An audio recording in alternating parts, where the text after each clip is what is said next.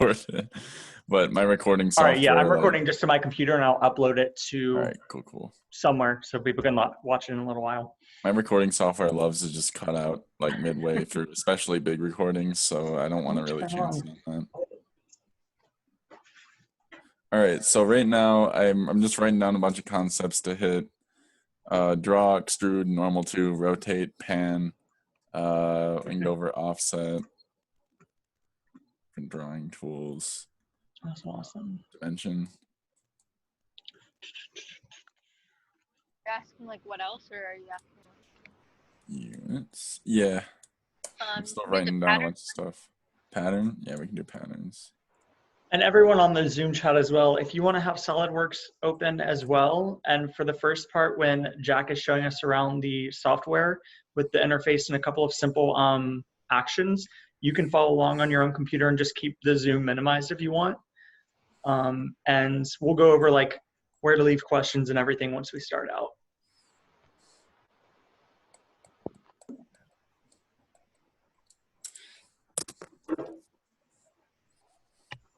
Oh God. Gotta get that coffee. Yeah, I need something. Anything. Get the Labor Day juice. So, quick question. Yeah, what's up? So yesterday I was downloading the SolidWorks through CECS. Okay. Did we need to download SolidWorks 2020? Any version should work. So I'm going off of, at least on my computer, I'm using 1819, but you can use 2021. There is not a big difference between the two. Okay, which one are we using? The one that I have 3 different SolidWorks saying 2020, then electrical, composer, and then composer player. So it should just be the standard SolidWorks application. Okay. Mine didn't come with a name like that on it. I just had the one after I downloaded. I had 4 different SolidWorks on my screen. I think it's the one it looks like a cube, and it the red cube. The red cube that says SW on it. SW with 2 arrows on it. Yeah. Yeah. Okay. Mine doesn't have the arrows, but that should be it. Should just say Okay. SolidWorks and then the year on it. Someone asked about AutoCAD. AutoCAD is only 2D drawing, it's not 3D modeling. Mm-hmm. It's going to be pretty different, but a lot of the tools are the same. How you use the tools might be a little bit different though. So you can definitely follow along with SolidWorks not downloaded, but we encourage you to download it afterwards, and then you can. I'm recording the Zoom right now, so you can go back and watch it and just follow through with these same concepts. I imagine the recording will be posted either on the website or on Slack. Yes, once I figure out how to get it from my computer onto Slack, then yes, I will let you all know where it's at. So if you have Mac, you should be able to get Autodesk Inventor or Fusion 360, which are pretty good alternatives to SolidWorks, but they do work a little bit differently. But if you're working on like a team, for example, you should be able to move the files from program to program. Not all the components of the files will transfer, so it does get a little bit wonky sometimes, but you should be able to follow along in a general sense. Autodesk has some pretty good tutorials though for all of their programs, so if you have any questions about that, it's worth checking those ones out.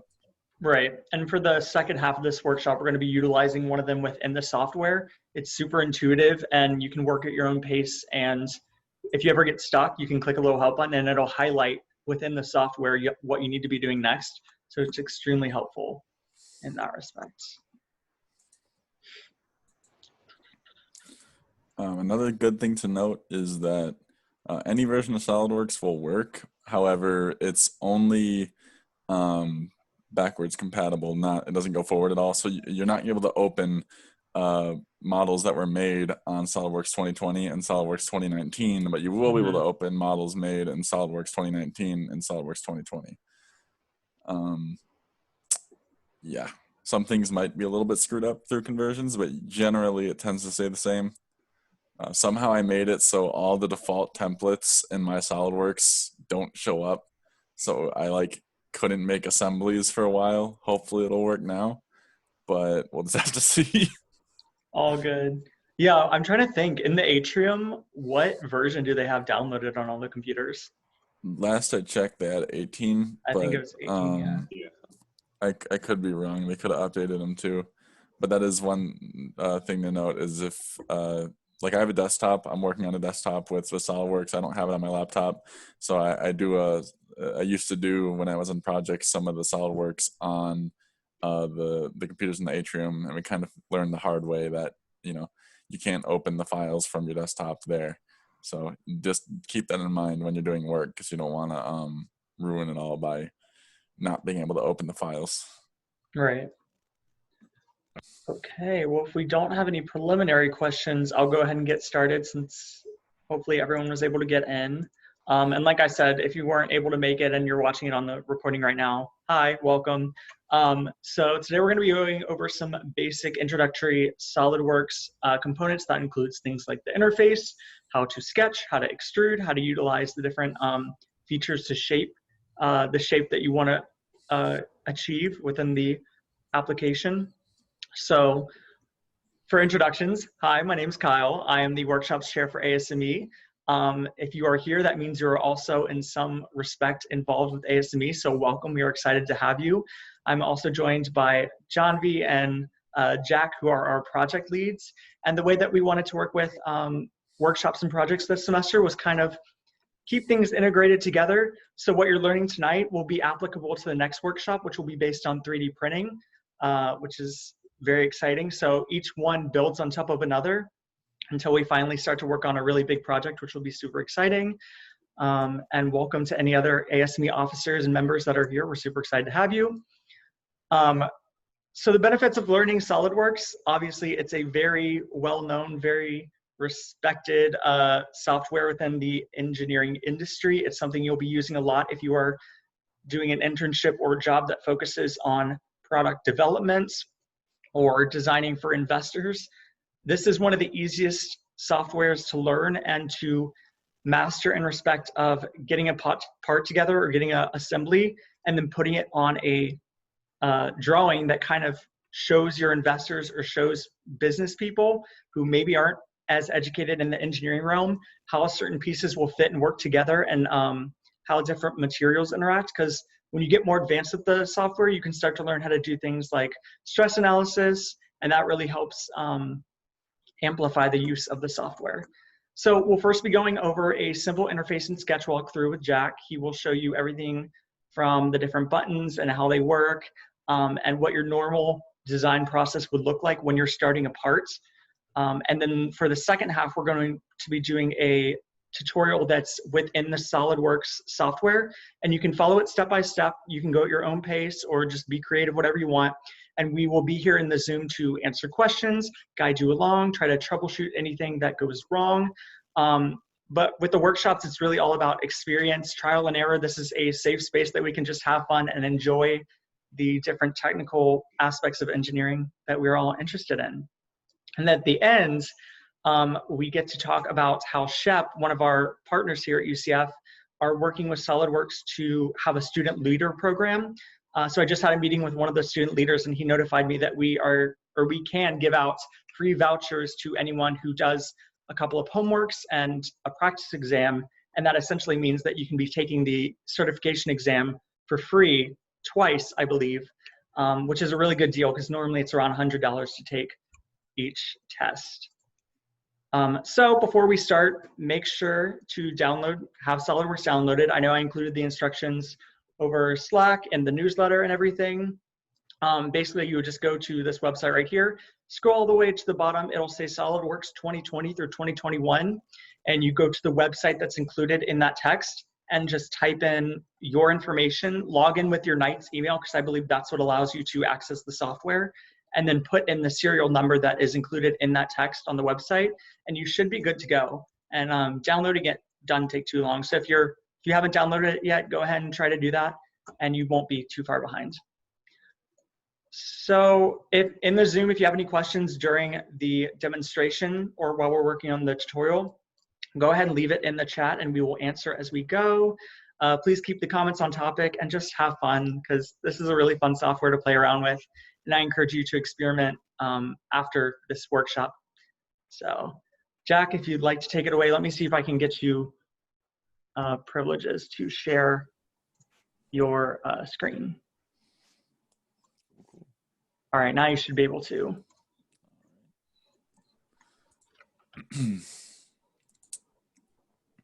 All right, can everybody see this here? SolidWorks workspace? Yes, we can see it. All right, cool. So everybody go ahead and load up your SolidWorks, and I will run you through what you're looking at, try and help you navigate all these different tools that are presented to you, how to work in 2D versus 3D spaces, and go over some basic tools for you guys to use in your exercises. All right, so first thing we're gonna do is make a new part. You're gonna go to File and then New. So you are presented with three options. You have a part, an assembly, and a drawing. A drawing is like on AutoCAD, you're gonna have just 2D drawings. A lot of times people will convert parts to drawings for manufacturing purposes, but we're just gonna go ahead and make a part. Ignore that. That's something that I did on my computer. I don't know how to solve, so. All right, once we're loaded in here, we have our three main planes centered around the origin.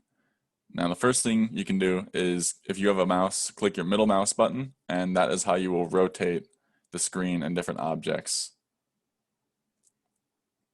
So you can't really see anything rotating right now, and I'll demonstrate that a little bit better later.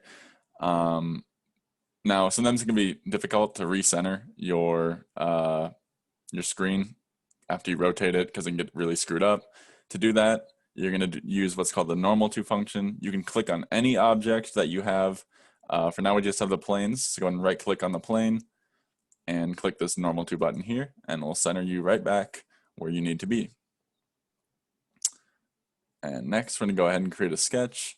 Sketches are basically 2D drawings that you can then extrude to turn into 3D models.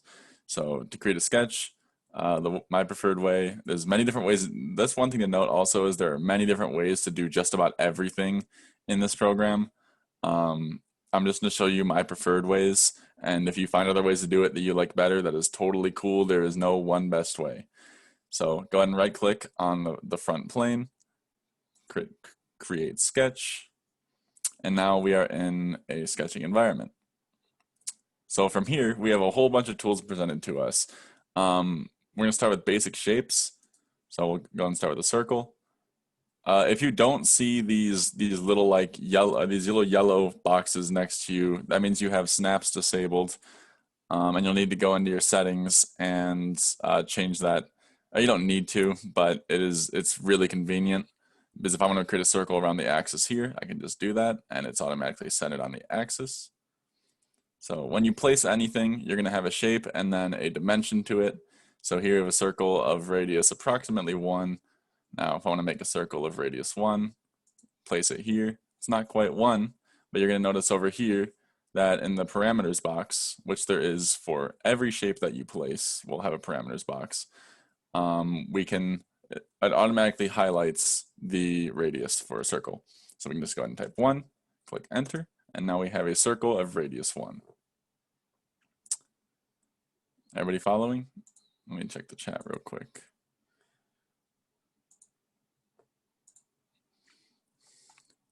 All right, cool. Yes, Kyle, are you recording this session? All right, Kyle is recording it. So we'll let you guys know later where that's going to be posted. And yeah, all right, glad everybody's still following. Cool. So now we have a basic circle, parameter 1. If you can pretty much click anywhere and then just press escape to get off any selected object. And if you want to get back on the object to see the parameters, just go ahead and click on it. And once again, we have that highlighted 1 right here. We can change that to 1.5. I'm just gonna leave it at 1 for now. Oh, that's not what I wanted to do. There we go. All right, cool. So next I'll show you how lines work. You're gonna have these snaps. If you just want to draw a line going out of the circle, pretty easy. Just do that again. Let's draw another one of length 2 going up. Cool. Everybody following that? All right. So I'll dive into a few of the other tools up here. One useful one is going to be the fillet tool. That is how you round edges. So if you have two lines like this, you're going to select both lines, and you'll see this little yellow highlight right here. I'll go ahead and bump this up so you can see that better. Now this yellow highlight here is just showing you what is going to happen once you click this little check mark here. By the way, if you ever want to leave one of these tools also, you can click the X button or just press escape. But these yellow highlights are used to denote a change in pretty much any tool. So if you're using the mirror tool, if you're using some extrudes, some cuts, normally it's going to be a yellow or red highlight. Red usually signifies that there's going to be something wrong. You're going to have some geometry that isn't going to be able to be rendered by the program. So go ahead and make a fillet of 1/2 inch here. And before I forget to talk about it, your units are going to be down here. Right now I'm on imperial system, but you can change that to the metric system. Generally, you're going to want to check that right at the beginning as you load up a document. You do not want to start a drawing or anything in the wrong unit because it will be a pain in the butt to convert. Sometimes it's not, sometimes it is. Again, it totally depends on what kind of model you pulled up, if it's from Solidworks or not. And yeah, so fillet can also be used on other geometry, not just lines. So if you want to do that with a circle here, or that won't work actually. I'll show you how we can do that. Go ahead and just draw a line through this circle, and I'll go in through a few other tools. All right, so another really useful tool is the trim tool. And what this tool does, it allows you to say we want this line to just stay inside the circle. We can actually cut it to the edge of this circle right here. So now we have that. We can use it again. And oh, did that not snap? Weird. All right. Go ahead and draw another line through here. And we can trim out a part of this circle. We should be able to. Why is it not snapping? Interesting. Cannot use trimming or extending. That is very strange. All right. I'll just go over a bit example of that. Draw a line through here. All right. And if you see me scrolling in and out, you can use the scroll wheel to zoom in and out. It's also my preferred way of moving around. There is a way to pan around the screen, but so in Fusion, your middle mouse button is used to pan. In SolidWorks, it is used to rotate. That can get a little frustrating at points, so I just like to move around in SolidWorks using the scroll wheel. And if you ever get lost in your drawing, just use the normal to function right here, like I said earlier. So we can go ahead and trim this part off, or hope that we can. That is weird. That is not snapping. Shift, Control. Interesting. Anyway, there we are. It's trimmed up to this line now. Mine is not exact, and I do not know why. It's probably something to do with my settings. Normal that again. Now we can do the same thing. If we say we trim this line a little too short, or a lot too short, we can come into here, click the down arrow, go to Extend Entities, go and click this line first. No, this line. All right. That is the confusion between SolidWorks and Fusion. So in Fusion, you'd select this line first and then use this line to, basically you got to select the line you want it to go up to first. In SolidWorks, it just does it for you. It just collides it with whatever is in front of it. Let me check something real quick, actually. Maybe I'm getting confused at this part here. If we trim, click this one first. No, that's still not. Oh, there we go. All right. So yeah, kind of same with the, so it's backwards from Fusion. So here, if you want to trim apart, trim this line up to this line, first you would select the line that wants to be trimmed, and then select the line that you want it to be trimmed up to. And now if you scroll in, unlike the past two trims, we have a perfect little cut. All right, any questions? Let me go to the chat. There's nobody else chatting. Cool, cool. All right. Let's see what else I have on the list here to go over. Here we go. Here's a good one. All right. So another really, really useful tool that'll save you a lot of time is the mirror function. When it comes to CADing, one of the most valuable things you can do is just save a lot of time, work smarter versus harder. You never want to have to CAD something more than once if you don't have to. And that's where the pattern and mirror functions will come in and save you a lot of time. But to do that, we first got to go over highlighting. That's not it. Highlighting. There we go. So a green box means that so to do that, click down and drag over open space. A green box means that anything inside that box will get selected, even if it's just barely inside it. So right here, both these lines are going to get selected.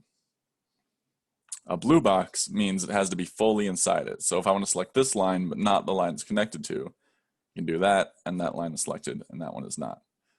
So we're going to use a blue box and leave part of this one out, and then select everything else. So we have everything besides this line selected. And the reason we're doing that is because we're going to mirror across this line. So go ahead and click Mirror Entities. And automatically, it's going to put everything that you have selected into the Entities to Mirror box under the option setting. If you want to go around and select different things you don't want to mirror, say we don't want to mirror the line that's intersecting the circle, we can just click delete and that one is now gone. If we want to bring it back, select it again. And then you got to find the mirror about line. We want to mirror it about this line here. We see the yellow, I don't know what to call it, foreshadowing. we have it's going to show what it's going to create. And go ahead and click check, and boom. All of these are going to have the exact same measurements as each other, and it keeps it nice and simple. It'll save you a lot of time.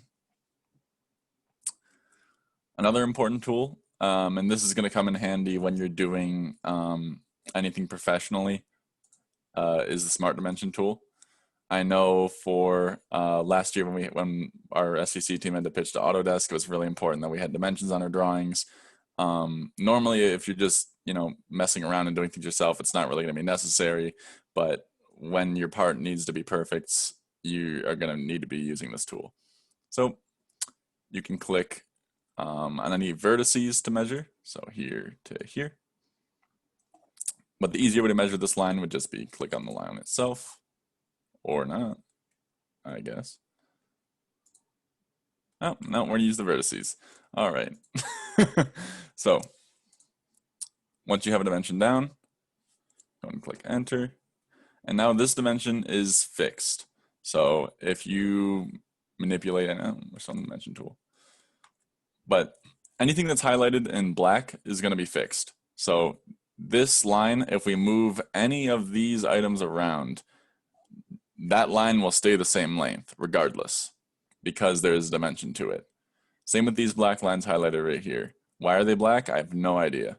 But that means that they will not move if you try or if you edit any other parts. Any ones that are highlighted in blue are subject to change from any manipulations of any other objects. Jack, we have a quick question. Someone was asking, why do I have a lot of green boxes around the drawing? Why do you have a lot of green boxes around the drawing? Interesting. Oh, okay. So those, I have them disabled right now, I think. Those are constraints. So what constraints are is basically if you hover over them, I think it should say what kind of constraint it is.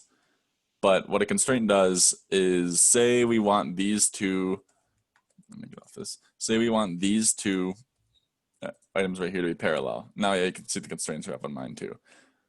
If you want to get rid of those, just hit escape and, oh, never mind. Yeah, mine weren't showing up for some reason. Anyway. Excuse me? Yeah. By any chance, could you explain again how you have the measurement of 0.10 displayed? I Yeah. might have missed that one. Gotcha. So right up here in the top left is a smart dimension tool. Go ahead and click that, and you can click on any items here and measure them out, lock it down, and now that is going to stay 0.03 for whatever you do to the drawing. It will not change length. All right, so those green boxes are constraints. So this one right here, what I just selected, is the midpoint vertice. And basically all this green box is saying is that, hey, you're at the midpoint. If I want to draw something from the midpoint of this line, it'll snap right there. I can draw it out and connect it to the midpoint of this line. Nice and simple. This right here is just indicating that that is it's either endpoint or that it's intersecting with this fillet here. I believe that it's saying that it's connected. So if you don't see a green box here, you might want to zoom in really close and make sure that you don't have something disconnected. Cool. There are a lot of different constraints. If you hover over them, it does say what they are: midpoint, symmetric. I get another question. How do you disable them? So you can disable them by going into your settings. The zoom box is blocking my settings tab. It's been a little bit since I messed around in the settings in here. Wherever that may be.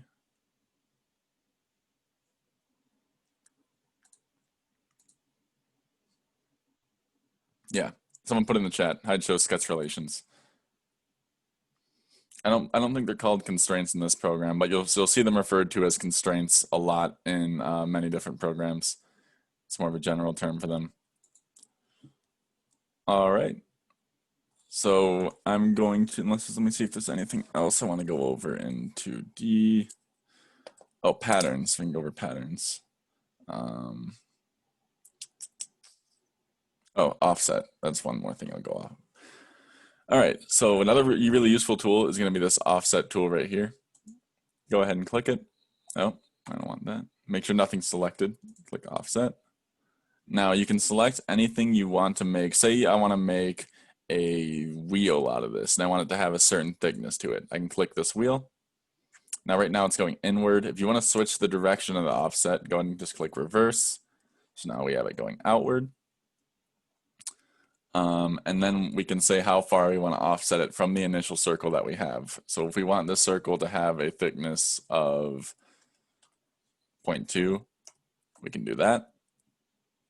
And so it got bigger. Bidirectional means you can do 2. And yeah, go ahead and just check that. And there we go. Now this highlighted gray area, the darker gray just means it's a shape, it's a completed shape inside a shape, but the gray color itself is the important one. That means that that drawing is fully enclosed. So if I want to make let me go ahead and just start from scratch real quick. If you want to clear your drawing real quick, easiest thing to do is just highlight it and delete. It's the easiest way to do it. So I'm gonna go ahead and draw a box here. Just demonstrate this point. Let's say I have this box here. All right. Now let's get that closer. There we go. So you may think you just drawn a box. However, it's not highlighted in gray. And that is a problem when you go to try and extrude this object to create a rectangular prism. So if we connect this to the right point, we have snaps on. Now it's highlighted in gray. And you know that that is geometry that can be extruded without any errors. We had another question in the chat, and let me check that. If you click on the boxes, and the menu come up. You're talking about the green boxes? Your sketch went completely gray and you don't know what to do. If you ever have an issue, Control Z is the shortcut for undo. It's going to be probably your most useful tool if you ever end up screwing something up really bad. Go ahead and try that. And what do you mean if you click the boxes, does the menu come up? Talking about the green boxes?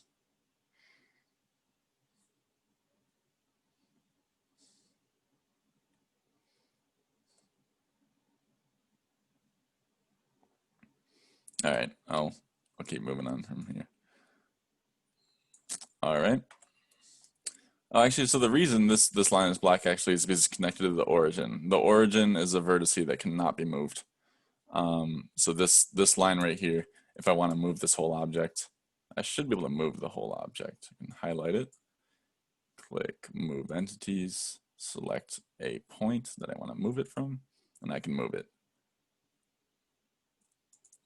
But if I want to like take this vertice and see that this line remains completely straight no matter what I do to it. I mean, the rest of them do too, but that one is going to stay horizontal at all times. Cool. And I'll go over that move one slower again so that you guys can tell. Another useful one to use is move entities. So let me go and do a line right here. Cool. Now let's say I want to connect this corner right here to the end of this line. I can highlight this whole object, click Move Entities. So since I highlighted it beforehand, all the entities that I want to move are going to be listed right here. So all 4 lines. Start point is basically where you're going to move it when you click it. So if I click it here, it's now attached to my mouse at that point. All right.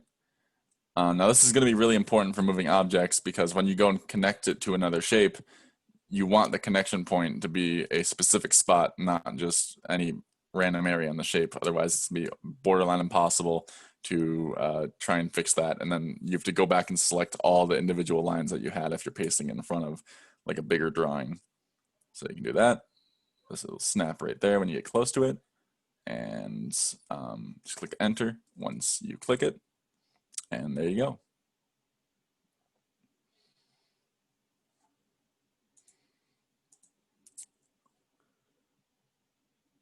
All right. Cool, cool. All right, since we're done with that, we'll move on to the 3D aspects of SolidWorks. So all that I was talking about before is our tools used for 2D drawing. You can also, once you have a drawing, go to your Features tab. All that was done in the Sketch tab. Click the Features tab. This is where all your tools for 3D are going to be kept. 2D is your Sketch tab, 3D is your Features tab. And the most basic feature or tool for making an object 3D is going to be a boss extrude. Let's go ahead and click that. It'll give you this little menu. You can see the yellow highlight showing how far this object is going to go out. And if you go over to the side here, the properties box, you can see, you can type in how far you want it to go out. So I'm going to do 5 inches. There's different types of extrude too, and I'll go over those a little bit later when we do, I think we're going to do a coffee mug exercise. That's what I had the team do last year, and it seemed to work. So yeah, a blind extrude is just extruding it straight out into the open. Likelihood is if you're creating a new sketch, you're almost always going to do a blind extrude first, since you have no other objects in the z-axis dimension. So once you have that out, go ahead and click check, and you have successfully created a box. Now let's say you want to edit something on the top of this box. You can go ahead and click that face, go ahead and right click on that face, click edit sketch. Oh, that's not it. Well, I guess I'll go over that first now. If you do click on an object and click edit sketch, it'll show you the original sketch of it. And if I want to move this out and make the box a lot bigger, you can do that.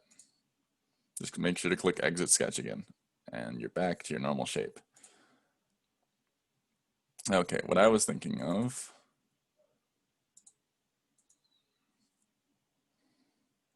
all right, that's it. So don't click edit sketch. If you want to make another object come out of an extruded object, right click on that face. Don't click edit sketch, just click sketch. And there we go. You can't see it yet, but we do have a sketch on this face. If we want to face the drawing nicely, just click normal to, right click on sketch 2 over here. So all of your sketches and your features are going to be listed over here in the side area. So boss extrude 1 is our whole shape. Sketch 1 is the shape that the boss extrude is derived from. And now sketch 2 we have is from the top of this shape right here. So we're going to go ahead and just make 2 little circles. Just any size. Go back to the features tab. And I'm going to show you how to do cuts into an object. So go ahead and click this extrude cut tool right here. We're just going to do a blind cut. Now you're going to select all the shapes that you want to take away from. If you want to select more than one, hold down the shift key. All right. It might be helpful to turn this so you can see generally how far down this is going to go. You can change the depth. Again, over here, it tells you how far down it's going to go. You can type in. It's a lot easier. This tool right here, you're not going to use too much. It's just to angle it. So if you want it to gradually get smaller as it cuts in, you can use that tool.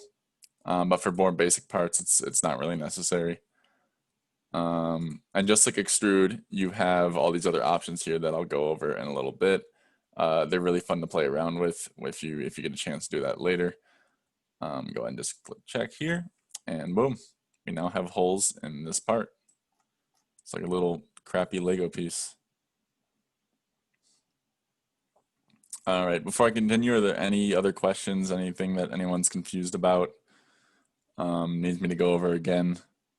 I've been using Fusion for the past year, so my knowledge on it is a little bit skewed at the moment, but if you have any questions, I can definitely help you out with that. How do I make it thinner? How do I make what thinner?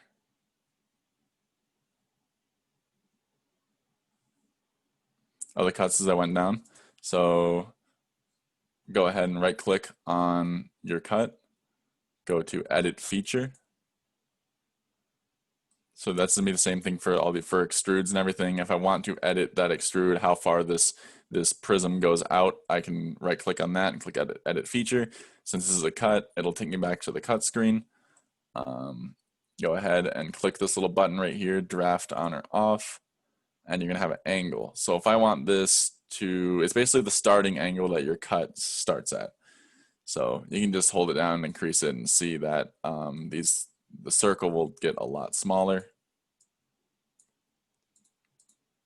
Generally, you're not really, it won't go too far up in degrees, but you can't really start a cut at 90 degrees, otherwise it's just gonna be flat. And if I check that there, you can see the holes do get a little bit smaller as they go down.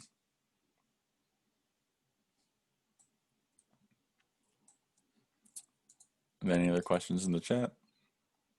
Did that clear it up?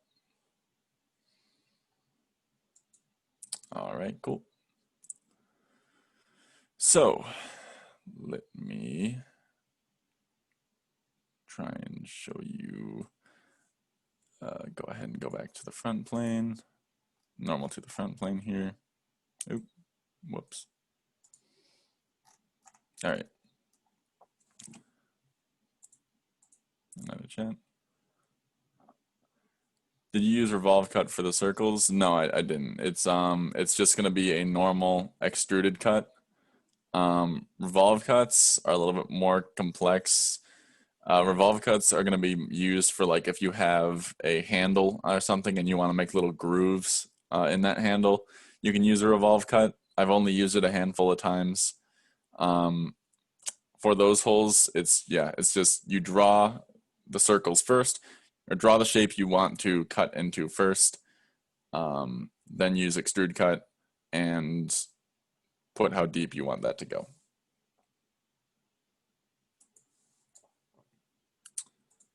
All right, so in the chat. All right, go ahead and just make another rectangle here, and we're gonna extrude that real quick. Extrude that 5 inches again. All right. Everybody have this square here? Go ahead and just draw any shape really, and then just extrude it. All right. Go ahead and select this face. Click sketch, so we can create a new sketch on this face. Make sure you click sketch, not edit sketch. All right, once we've done that, actually, this is a good time to show. So if I normal to this face, if I want to look at my drawing nicely, this part is going to get in the way. So to remedy that, if you right click on the boss extrude that we have here, this feature over to the left, boss extrude 1 is the first shape that we made, and you click on the eye with the line through it, we can disable that. And so now you can see straight through it and have a nice view of this face we want to draw on. So I'm just going to draw any arbitrary circle here, make that a radius of 0.5. Boom, we have our circle. Now for this part, go ahead and re-enable that by right-clicking on the boss extrude 1 again, and click the eye, and now it's back. So we have this circle here, and what I want to do is connect this circle just right up to here. Now this is a slanted surface, so normally I could just, go to features, boss extrude, take this part and just take it all the way through here, and then you get a nice flush shape. However, it's going to go through this hole here. Now, normally you could just shorten it, but I'm going to show you the proper way to do it because there are going to be times when, this might be a really thin part and you don't want the top of this sticking out the top. And how you're going to do that is instead of a blind extrude over here, you're going to click this drop-down menu and do up to surface. Now, you have up to next, up to vertex. A vertex is just like a point here. I can show you that real quick. So like if I select this line, it'll stop at this line. I can do up to next, and that will do what I'm trying to do. So that's useful. But up to surface is the proper one. And then you select the surface, boom. And go ahead and click check, and you are all set. Like I said, I would highly recommend messing around with those extrude tools. They're some of the most useful things you can use, and it'll make your life a lot easier if you're comfortable with those.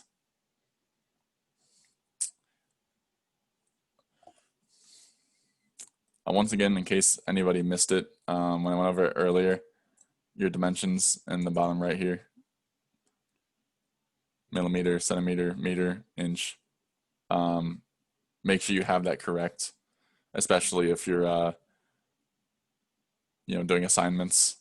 I know in the SolidWorks assignments that they'll have you do for the CSWA and for the exam, if your units are wrong, that's a big no-no. Make sure you don't screw that one up. That would be a really, really unfortunate thing to lose points on. Here, another chat. Cooking fire burned your hand. Oof, that's not fun. All right. Cool. Let's see, what else do I have written down here?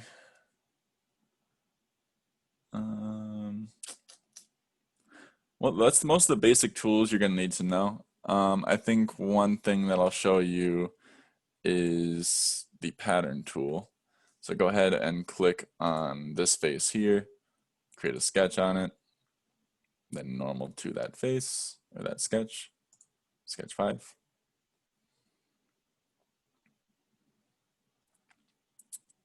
Now, an important thing to know is normally these lines, all these lines, since you're drawing on this face, are going to transfer. It's nice and convenient. SolidWorks does it really nicely. Fusion, not so much. It likes to disconnect the faces a lot, and it's very frustrating. But SolidWorks likes to keep it pretty consistent. In case you do have that problem, though, if you select any part or any line, any vertice, you can convert it. with this button right here, convert entities, and boom. Now you have a fresh line right there that you can select and draw things on. All right, I'm gonna go over patterns. So let's all just draw a circle right here. Make it the radius of 1. We got more chats.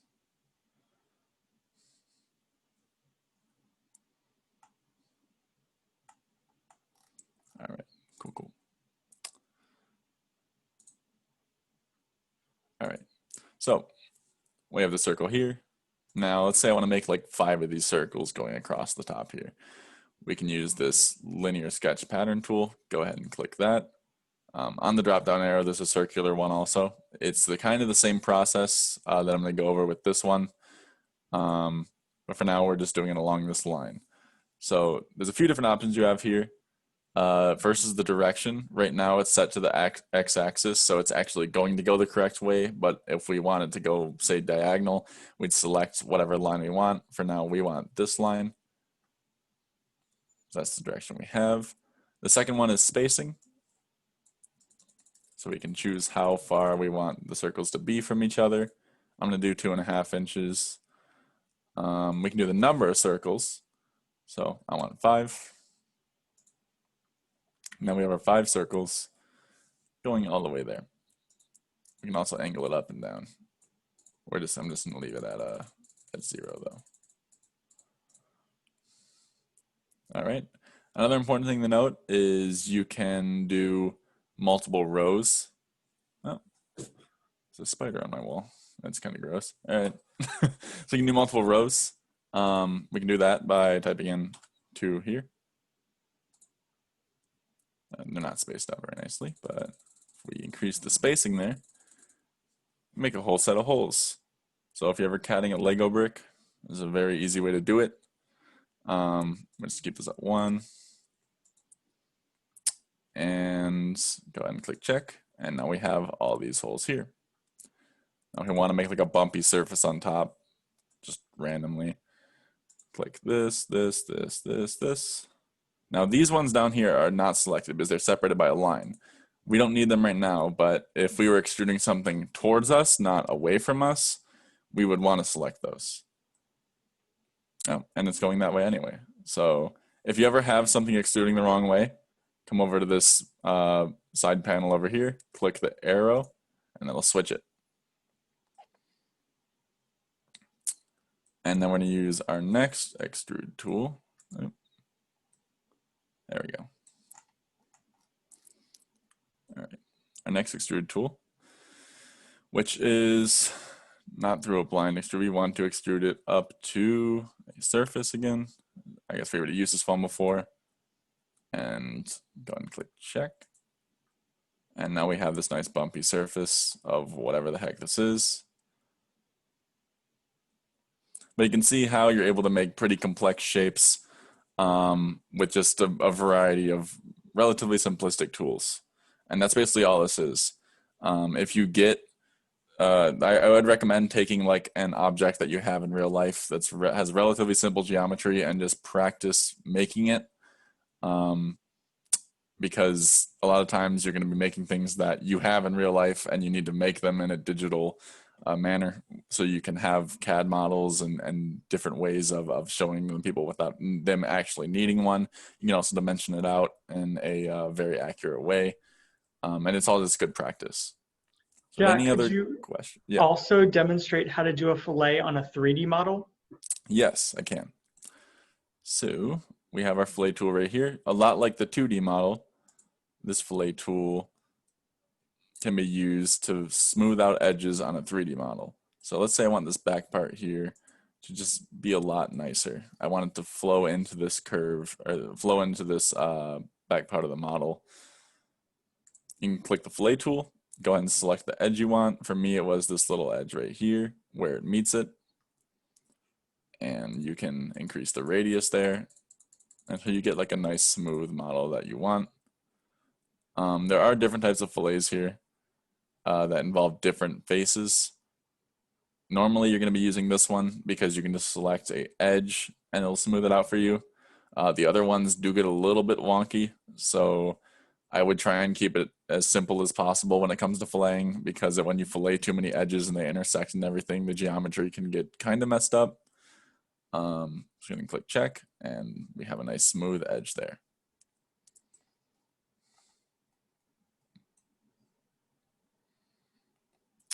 Everyone follow that?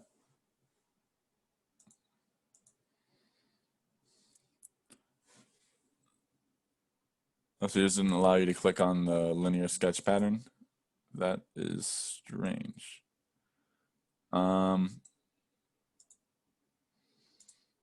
Yeah, I'm not sure why I wouldn't let you click on it. Make sure you were in, because I know like if you're in, like I'm not on a sketch right now. I'm just looking at the full 3D model. You're not allowed to use any of the tools because you're not in a sketch. But if you click on an edge here, so if I want to draw something here, click sketch, boom, now I'm drawing a sketch on this model. I can do whatever I want with it now. Linear sketch pattern, and voila.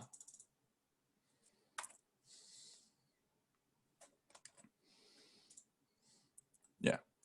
If you're ever not able to sketch anything, just make sure you're on the sketch that you want. So if I want to edit this sketch, say the first sketch we're on, it'll highlight it. You'll be able to see pretty clearly that you're on that sketch, hopefully, unless your settings are all screwed up, but you guys should have the default settings, so you should be all right. Cool. John V. Kyle, is there anything else you guys wanted me to cover before I have them do the coffee mug? Do you want to show how to smart dimension within a 3D model and how that alters a model when you change it in the dimensions? True. I can do that. Oh, that's not what I wanted. So. Also, real quick, can you show them how to add like another plane to like? Oh yeah, that's a useful one. Yeah. All right, I'm actually gonna go over that one first. So to dimension in a 3D model, it's a lot like a 2D one. Just pick on any edge, two vertices, and you can extrude it. You can extrude it out this way if it's cleaner, or out here. So just click on, go to Sketch tab, click Smart Dimension, and oh, interesting. Where'd that go?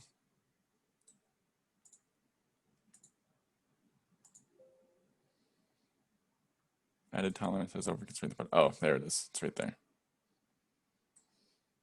Yeah, the 3D smart dimensions are kind of whack. If you ever want to return the part, all right. My camera controls aren't smooth like yours. Yeah, it takes a lot. It takes a lot of getting used to.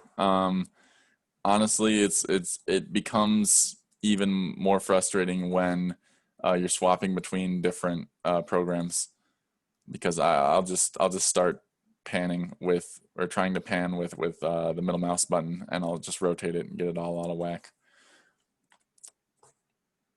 What was I gonna do before this? The oh yeah, reference geometry. All right, so one of the most useful tools that you're gonna have is called reference geometry. It's in the features tab, all the way over here to the right. So let's say you want to do a sketch, but it's not on the traditional front plane, top plane, or right plane, which are these three planes right here. Well, you can use what's called reference geometry. And so go ahead and click that, click plane. And now you get this little screen pulled up here. So one thing I will say is getting the plane to end up where you want is almost entirely trial and error. I will never, ever get it right the first time. So bear with me here. But our first reference will be this one. Say I want our second reference to be this curve right here. That doesn't work. We'll try a different one. Let's try making this our first reference. So now we can see we have like this weird, slightly different this weird geometry, and there we go. So now it's tangential to both this circle and connects with this line. And that's what I was trying to do, and you just mess with it until it comes out right. These first, third, second, and third references really don't mean too much. What does mean a lot are the perpendicular, coincident, and project parts of this. So if I want to make this projected, obviously this doesn't work. It doesn't math out very nicely. Let me delete that. But yeah, so if I click project here, it should come out. Doesn't look like it wants to. Let me. No? Yeah. Anyway, like I was saying, very trial and error. Let me reselect the curve. Oh, now it doesn't want to work. We love that. There we go. Is everyone able to get it like this? This is probably the most frustrating part of this is making sure that these, and you always want to make sure these are done right, because any sketch that you make on a plane is going to be associated with that plane. So if you go and delete that plane, or you don't like where it is, or you want to move it, you won't be able to, because it'll screw up all your other parts. So you want to make sure that when you use reference geometry, it's done correctly. Because it is a pain in the butt to change. So once we have that done, click check. Now we can create sketches and everything on this plane. So let me go and just create a sketch. We'll normal to the plane so we get a nice view of it. That is the other nice thing about normal to, is normally we'd only be able to look at the top or side of this model here, but since we have this plane, we can get a nice look at this very weird angle. We can do this, let's draw a circle, go ahead and extrude that circle. Another useful thing to do is, so let's say I want this circle to be flush with this part here, but I also want it to come out here. We can actually do a two-sided extrude. Where is a direction to? Go and enable that. And they each have their own set of properties. So we can go here, go to up to surface, make it go up to this surface here, and select this surface. There we go. So that wraps nicely. And then this side, we can just make it go out as far as we want. Let's do like 7. Go and check that. And now we have this nice shape coming out, whatever the heck this is. Anybody have any questions about that?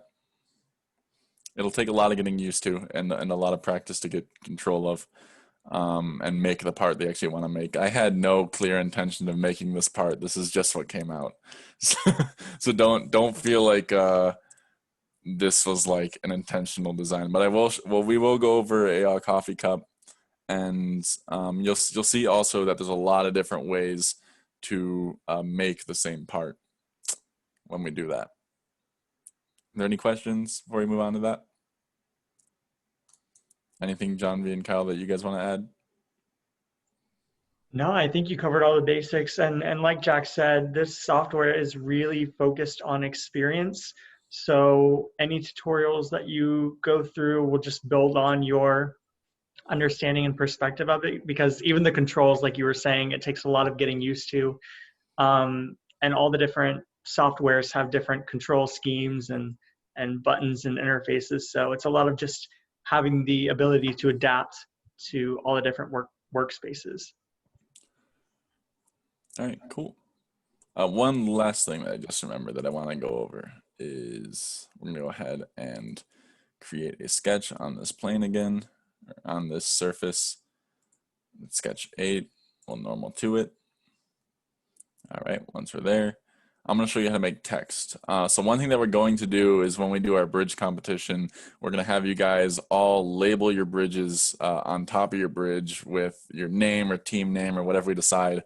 How we want to organize that competition. So I'm going to go ahead and run through how to do that right now. So for text, just click wherever you want to start it. Let's do Jack was here. Cool. And then we have this little text. If you draw a line before it, you can actually change the scale on your text. And you can, if you have a diagonal line, your text will go diagonal. And that's what this curve box right here is. If you have a circle, your text will go in a circle. So it's basically just a guideline for your text. Okay, text is, let me just get off that real quick. I'm going to draw a line here actually. So if you haven't done it yet, go ahead and just draw a line right here. And text is under the sketch tab, right at that on the right side of the first set of tools that you have. It's just a big letter A. Go ahead and click it. For curves, go ahead and select this line that we drew. And now you can do Jack was here, or whatever you want to write. There's a bunch of different options here, so we can make it go on the other side. We can make it go backwards. We can bold it, italicize it, center it. I would uncheck use document font because we want to make these letters bigger. Oh, that will stretch them. Interesting. So I almost always open the font tab. Actually, I'm going to just reset this. Go ahead and just reset that to 100 so we don't mess it up. Now, weirdly enough, they have like the sizing and everything under font. I don't know why they did that, but make nice big text. We can do bold, italic, different types of text. You know, Comic Sans, we'll love it. There we go. You got nice big text. Go and click check. Now the coolest part is you can select this text, go to features, then go to extrude cut. And if you have that text selected already, oh, mine doesn't. No, that's not what I want. Highlight that. No, come on. There we go. Extrude cut.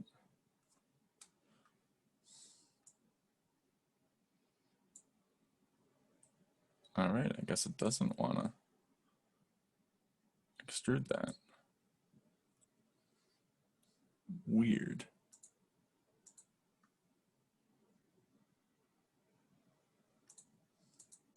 Why does that not want to work?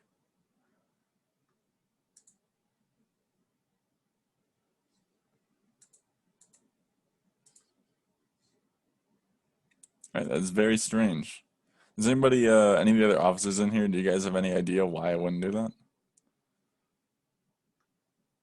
It's normally how I do it. I'm able to extrude it out. Oh, that's still wrong. When I do text, I normally just do extrude base. It doesn't want to do either right now for some reason. Huh. That's very strange. Is anybody able to get it Well, if you working on their wanna end? try it, you can go to like the text, like you know how on the side it has each one like box extrude and everything. Go to the text one and see if you can do it from that like sketch. It shouldn't be because the line is below it. I just thinking, am I doing it wrong? Let me try it without the line, yeah. Oh, yeah, I guess because the line is below it. Whoever said in chat, you're a god. Anyway, so let's say I'm going to 3D print this part or something like that. I don't want there to be too much of an overhang, so I might, you know, cut in maybe like 0.2, and then you'll get a really nice, just really faint cut into your model. Go and click check, and boom. Now when I 3D print this, it will have Jack was here on the front. Now there will be some kind of like weird supports and stuff when you 3D print this. I'll go over that in the 3D printing workshop. When we do that workshop, I'm going to go over good techniques in SolidWorks for making sure your prints actually come out nice. One useful thing here I see that came up is this yellow warning sign. Now, you might have a red X or yellow warning sign. A yellow warning sign means that your model will work, but there's something that has the potential to break your model. A red X means that that needs to be resolved, otherwise your model won't work at all. What I mean by work is, you'll be able to look at it, but there's something critically wrong with it. Whether it be, parts that aren't connected to like a shape that isn't complete. It's just something that is down the road. If you let those problems go on, even if it doesn't break the model, then down the road it'll definitely cause a problem. So we'll go ahead and it says right here that it's in the sketch. So we'll go ahead and go to the sketch. I can already tell you what this problem is. I believe it's because we took away that line. Sketch text update failed. On it right now. Just exit sketch. Sketch text update failed. All right. I think it's because we deleted that line that I was based off of. We can always check those yellow markers for this one, since it was only a guideline and it's not really what we didn't extrude that part. It's not really going to affect anything down the road, so we should be good to leave it in there. If you want to be safe, if you want to be really safe, I would delete that, what we have right now, and then retype it and recut it and extrude it and everything. So if we do that here, can I not edit this feature for it? It's very weird. All right, anyway, yeah, I would just delete it and then redo the whole thing without the line. Oh boy. Oh, what's this now? We have a problem with the cut extrude. Oh, that's the same thing. Oh, it should be fine. Fun. Anyway, so yeah, that yellow symbol is not the end of the world. I would try and resolve them if you can. The easiest thing to do a lot of times is just do over what you did. And if you deleted any reference lines, like I had that line below that was referencing the direction I wanted that text to go, it wasn't necessary in that situation. So I shouldn't have drawn it, but so since I deleted it and it was referenced in this extrude cut, it's going to cause an error in the extrude cut. It's not a super crucial one, so it can be ignored for now, but I would try and have as little of those as possible. All right, and I think that was it. Does anybody have any other questions?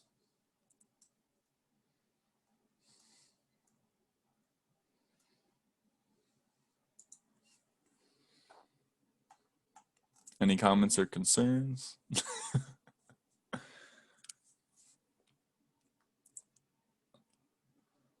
All right. Kyle, do you want to just have them mess around with it themselves, or do you want to do the coffee mug exercise? I'm open to either or. Yeah, so any practice you get with this is good practice. So I will definitely let you go ahead and do the coffee mug exercise. I believe you covered every skill you need for that specifically. And then after that, I can explain to you all how further training will go and how to access the student leader program with SHEP, and they allow you to do a lot more training on top of what we're doing tonight. All right, sounds good. All right, so we're gonna create a new part. Go ahead and go to File, New, New Part. I'm not gonna save this part. If you want to save what you made, that's up to you. I personally want to get rid of that monstrosity, but all right. So now we're gonna make something that we're actually intending to make, not just something that I threw together while going through it. So we're gonna make a coffee mug. So go to the top plane. First from normal to it. Then we're going to right click on the top plane and create a sketch. So right now, since we're on the top plane, we're at the bird's eye view of the coffee mug. So you want to make the bottom first, or sketch out what the bottom is going to look like. Let's give it a radius of 1 inch, do a little baby coffee mug.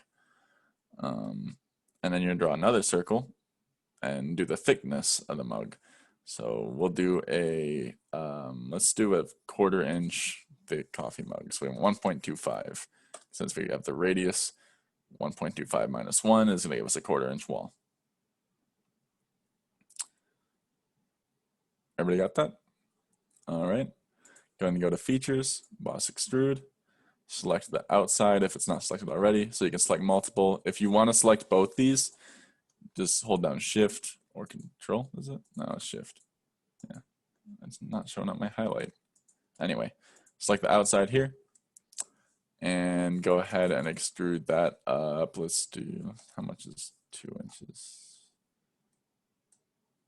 Yeah, let's do 2.5. We like a lot of coffee. We're CECS majors, or MAE.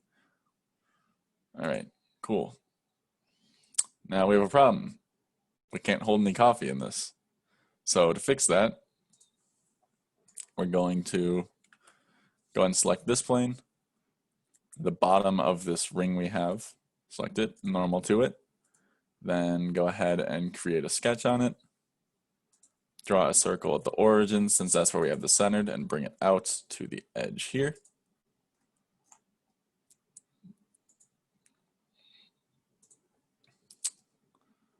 To extrude up, you just want, so are you on the, where we have the 2 circles? Go to extrude, click the outer circle, and it should highlight in like a ring.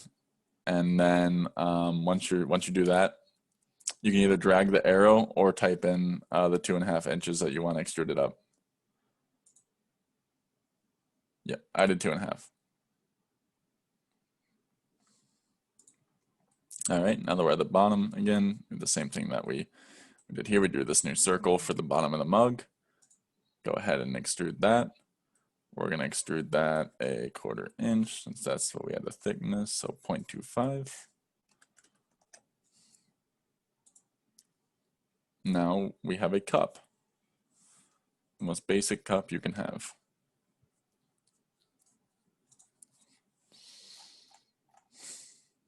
All right. Give some time for the stragglers to catch up. And then next we'll go to the right plane.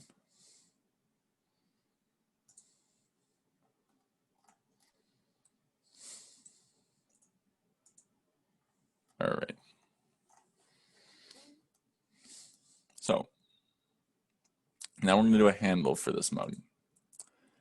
So we'll start that by, oh, one thing to notice is are these different types of lines. So you have a, if you press the down arrow on the line here, you have a line, center line, and midpoint line. Center lines are really useful because when you extrude a shape, center lines will not be included.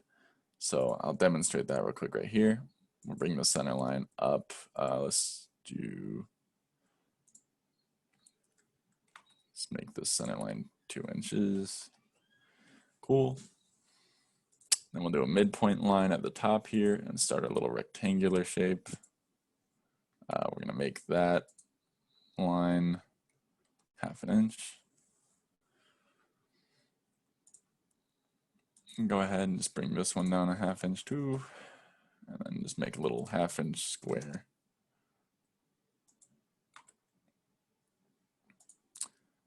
Then go ahead and put a line in the middle of your center line. Actually, we're going to make that another center line.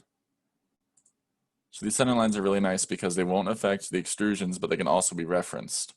So we're going to highlight those 4 shapes. Make sure you do the blue highlight, not the green highlight. We don't want to include the center line. We just want to include those 4 lines. Go to mirror entities. We already have those 4 highlighted. Go to mirror about. Click this new center line at the midpoint we drew. Enter. And now we have the 2 bases of our coffee mugs. Once you're done with that, go to Features, go to Extrude, Boss Base, click on these 2 squares. Now, we have an issue because it's coming out of this part right here. It's coming out of the inside of the mug, which we don't want. We want that to start from the outside of the mug. So we went over the different places you can stop and extrude from, but there's also places you can start and extrude from. We can start it from a surface, click the surface here, and now we get a nice little wrap around the surface here, and we can extrude that out. Let's do an inch. No, let's do an inch and a half. Everybody follow that? So there's from and direction 1. From is where the extrude starts from. So you can have a drawing that is inside the mug or on a plane that is inside of an object and start the extrude from the outside of a different object. And that's how we got these shapes here. Go ahead and click check. And now we have a nice clean empty coffee mug with the handle on the outside. Are you stuck in the mirror part? So I'll back up a few steps. Also, well, after answering Alan's question, how you managed to extrude it from the outside of the mug, I kind of missed that. Yeah, I got you. I'll go over it again. Let me Control Z. There we go. All right, so do you have this square here? Once you have this square here, go ahead and click on Mirror Entities, which is in the top right, past right next to Offset Entities and Offset on Surface. Go to Mirror About. So if you have these three, if you don't have this square highlighted, go ahead and click on each part individually, and they'll be put in this Entities to Mirror box. Once you've done that, go to Mirror About, click this midline right here that we drew, and now you should see the highlighted yellow square here. Click check. We now have the basics of the coffee mug. Now this normal to back to that right plane. All right, and now back to the extrude. We go to the Features tab, extrude, select these two shapes. Mine were already selected, but you can just do it manually if you want. Have them both selected. Now, since we have them starting inside, we don't want that. We want them to start on the outside of the cup. So over here on the left side of the screen, you have the properties of this extrude. There's a tab called From. Hopefully, if you have it collapsed, press the arrow to the right of it, and that'll open it up, and you'll see a box that says Sketch Plane. You're gonna click on that and change that to Surface. So once you've changed that to Surface, you can start it on any surface that you have in your drawing. If I had a surface 100 meters away, facing toward in the direction of that arrow, I could start it at that surface if I wanted to. But for now, we're just doing it. The coffee mug, just click on the mug itself, and it'll automatically extrude it from that surface. Now I brought it out an inch and a half. The direction is just blind, but make sure that the from is from the surface. Go ahead and click check, and now we have our little coffee mug. Were you able to follow that time?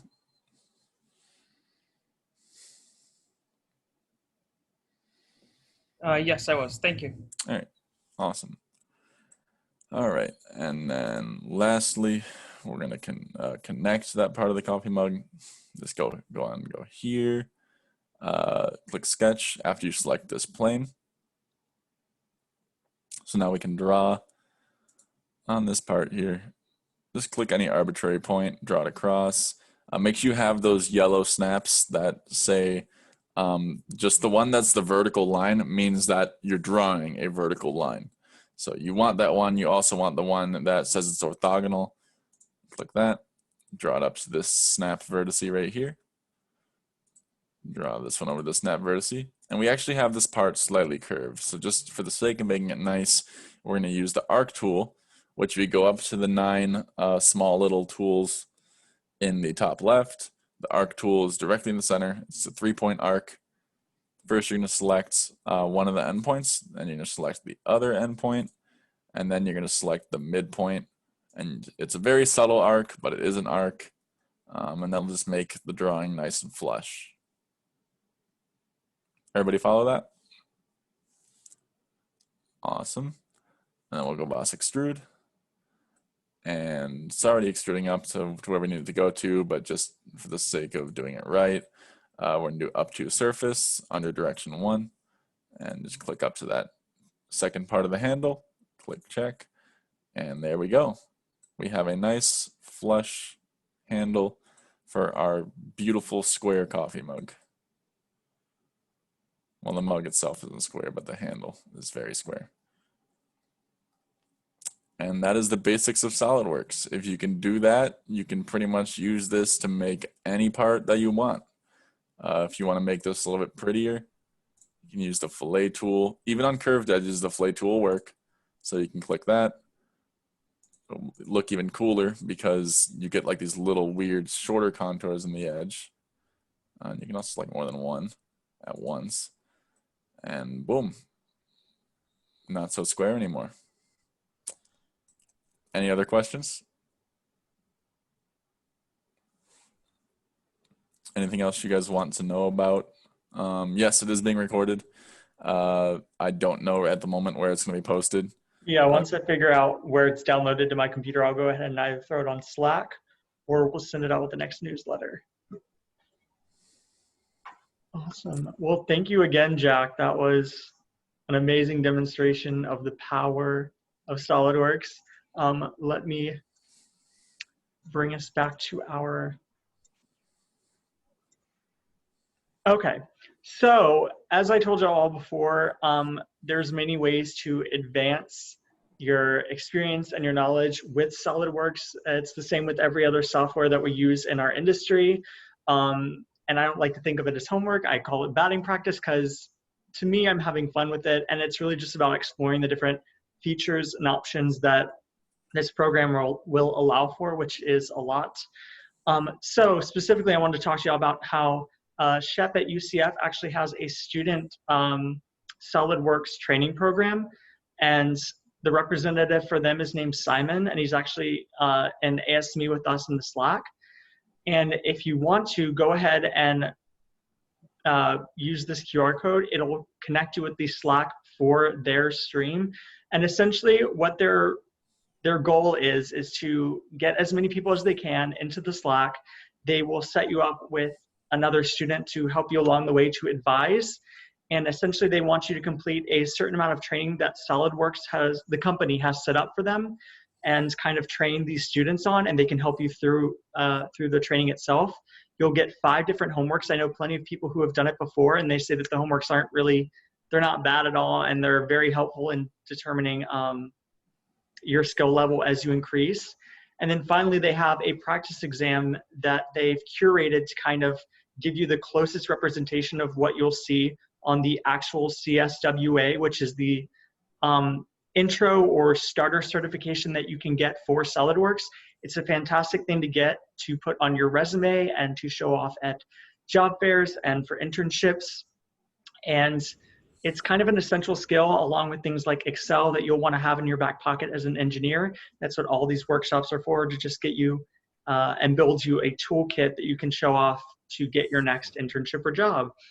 But yeah, once you complete everything in their training course, you will get 2 free vouchers given to you by SolidWorks that will allow you to take the actual exam twice. If you do well in the first time, which I hope you will, then you're good to go and you'll get your certification. But you essentially have 2 free tries, which is great because normally each try is about $100. So it's big savings, and you'll essentially have someone to keep you accountable for all the training that you'll want to do before you take the certification. I'm close to taking it, and I can tell you, as easy as the intro to SolidWorks can be, the intricacies of it can get a little crazy, and it's always great to have someone along with you just critiquing your work or helping you along. So I really encourage you to get into their Slack. Ask Simon where to start, and he would be glad to partner you with someone or get you started on any of the training. Besides that, yes, this is recorded. It will be placed somewhere. I will let y'all know through Slack, through the newsletter and everything, so that way you can go back and review the work. With the file that you have saved on your SolidWorks right now of the coffee mug or what we did before, go ahead and play around with it some more. It's a very interesting program to see what you can do. You can apply textures and patterns and adjust the mass of an object and do different trials and analysis and things like that. So it's very intuitive. I want to say thank you again to Jack and John V and all the other officers that are here. It was awesome having everyone out. And thank you guys for coming. If you'll have any questions or comments, please leave them below or go ahead and unmute yourself. We are all ears, and we'll be here for another 10 minutes or so.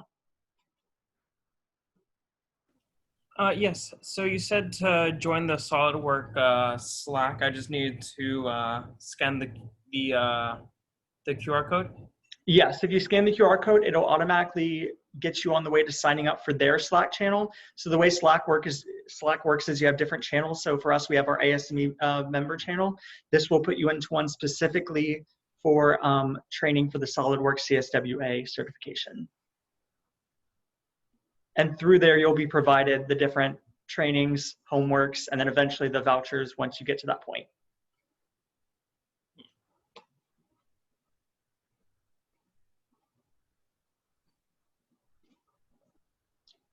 Any other questions? Yes, I have a question. Yes, Jack. So this is embarrassing, but I've done most of the assignments in previous years and never gotten around to taking the actual certification. If I take the practice test, do I have to redo all the assignments before I get a pass to take the certification? So I would encourage you to also get into that Slack. I'll be there as well. And Simon is the one who's running everything through this student program. So if you go ahead and send him a quick DM, just being like, hey, I have a very good amount of experience and I've done most of the homeworks, he will cater your journey of getting to that certification based on your previous experience. So I'm sure he would just let you go ahead and take the practice exam to see where you're at, because he's the one giving out the vouchers at the end of the day. Got it. Is it the same Slack as last year? I believe so. Yeah. All right, cool. So I just joined the Slack, and you said regularly they'll notify us of different quote-unquote homeworks to do, and as well as to prepare us for eventually, if we want to, the certification exam. Right. So I just had a meeting with Simon today, and he's expecting a lot of new members from our workshop. So once you get in there, I'll let him know that we're all joining back in, and he'll kind of give you all an introduction as to what the process looks like and get you started on the first training or homework. All right, perfect. Just join the Slack and can't wait to start. Awesome. Thank you. If you guys have any questions about SolidWorks in the future, or Fusion, or honestly any sort of CAD program, feel free to reach out to us, reach out to me, ask any questions. If you need help with any of it, I did a lot of time last year helping people learn the program. We had a lot of students in the SGC program who didn't know anything about CAD, and most of them came out knowing at least a basic knowledge of how to create parts. So I've experienced teaching people before, even if you're brand new, so feel free to reach out.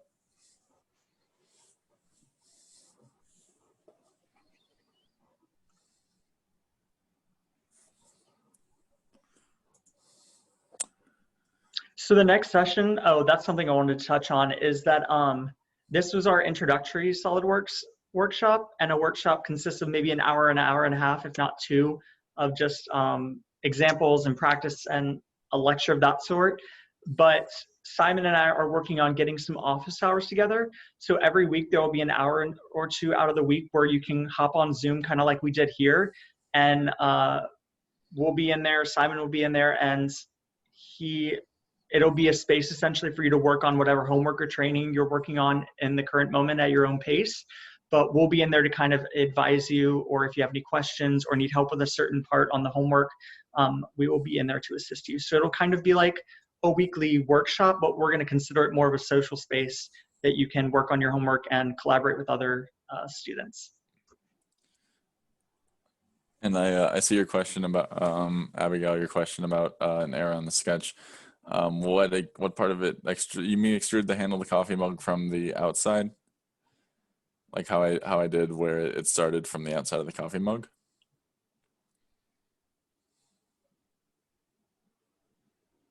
Jack, did you want to share your screen to show? Yeah, I can do that. All right, gotcha. All right. So go back. Just Alt Z. Oh, my beautiful handle. All right. So, are you at this point where you have the squares drawn out and everything? I lost that chat. Where'd it go? All right. So, yes. First of all, make sure, go ahead and just look over the top of the mug real quick and make sure that the inside of those squares are shaded, because that's going to mean that those shapes are complete and there aren't any corners that aren't not attached or anything.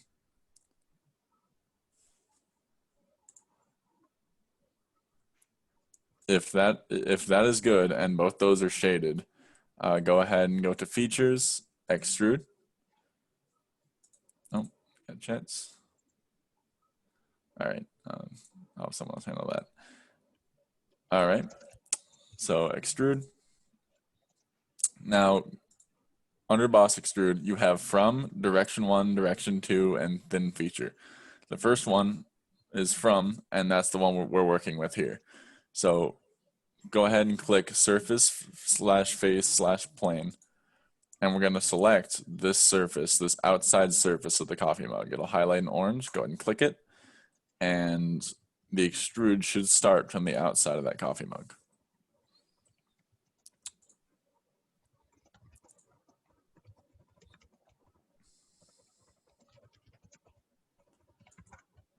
Were you able to get to that point?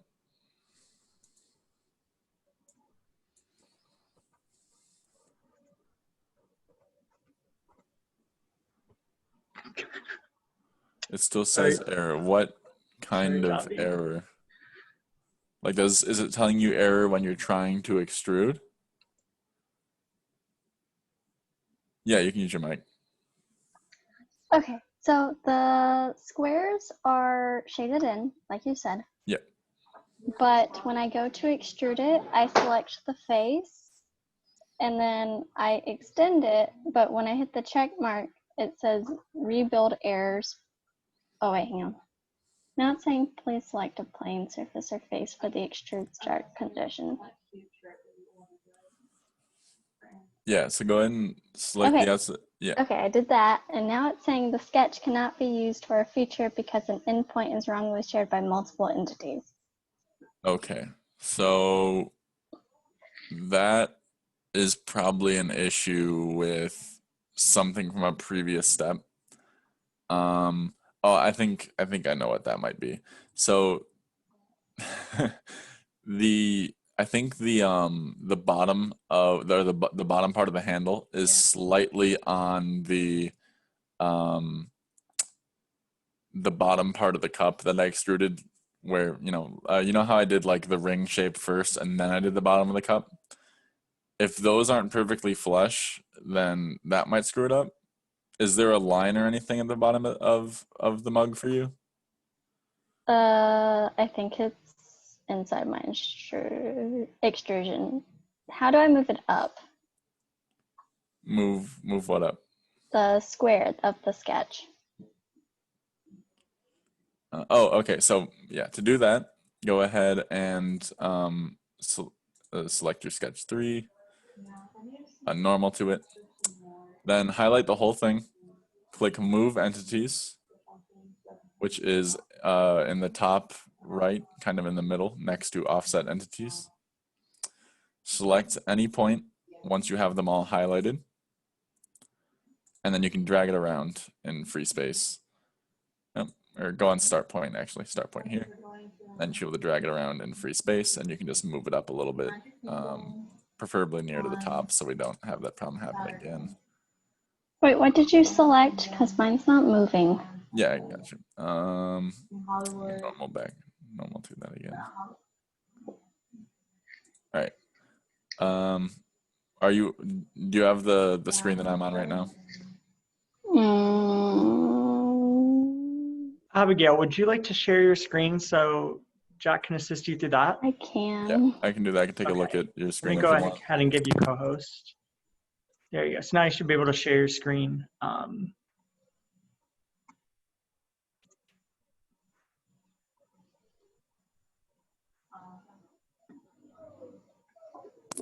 Got it? All right. Um, okay, I see. So go ahead and first I want you to draw a construction line. So go ahead and go to the line in the top left. The sketch? No. In the top left, just The draw. line. Yeah, but click the down arrow and click construction line or center line. Then find the midpoint of the bottom of your top square and just draw a line straight down. Doesn't matter where.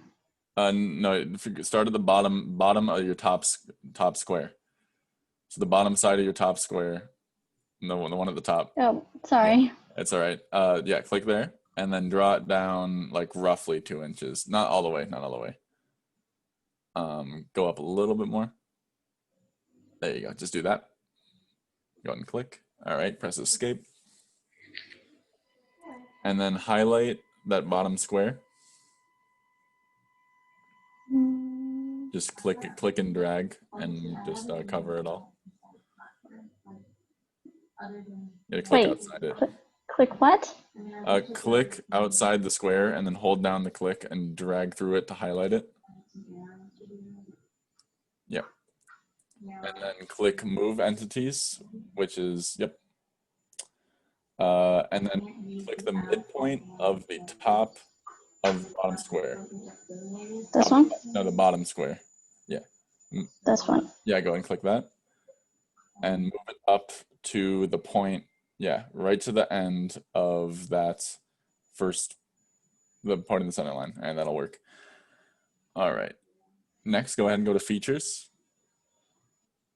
Click boss extrude. Go ahead and select both squares.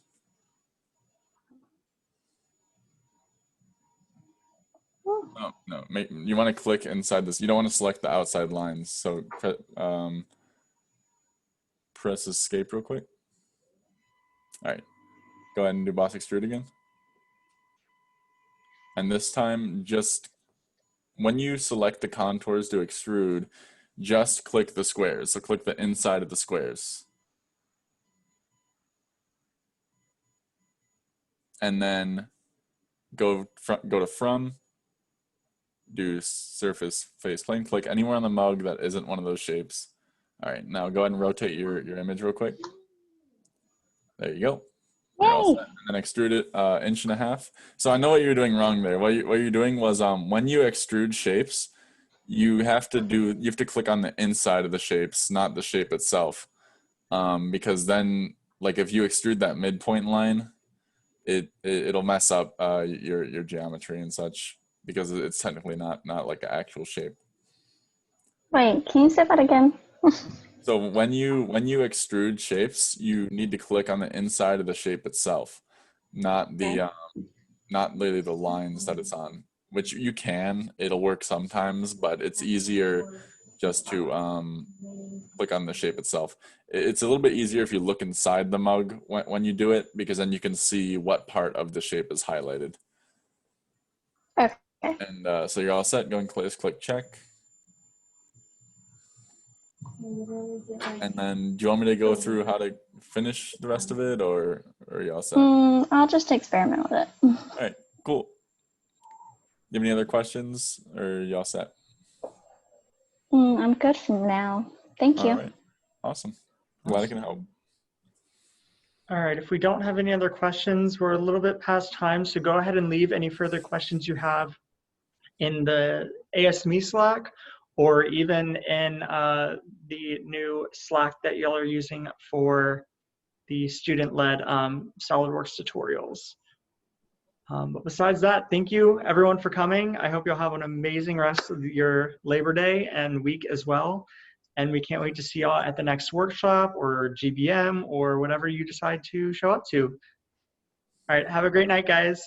See you guys. Thanks for coming.